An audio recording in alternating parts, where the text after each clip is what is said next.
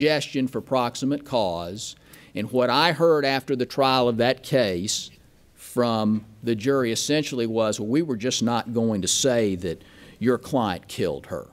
We were just not going to, we were not going to come back and say that your client killed her. And of course the argument was, well, you know,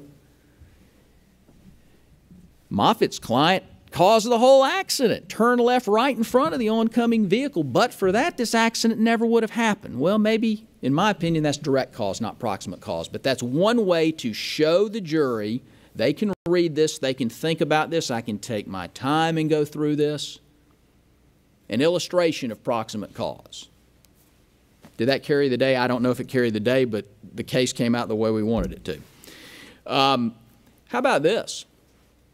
This is what my client, Mr. Smith, saw as he turned left. Now I look at that and I think, well, so what? What's the purpose of that?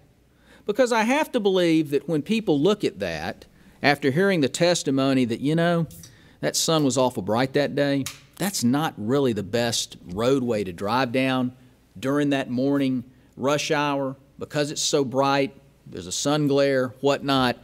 I think what this does is basically maybe remove some of the heat or some of the potential anger that might exist in a case like this where unfortunately someone died. It might be that in looking at this, you know, one or more jurors thinks, you know, geez, I mean, I guess I can see, you know, he didn't see her coming. I mean, it wasn't like he was trying to beat her, thought he had enough time. He just didn't see her. Now, the flip side of that, obviously, is, well, if you can't see, you shouldn't turn left. But I do have to believe that some people would, I'm not going to say they'd give the defendant a pass, but I do think that they would relate perhaps to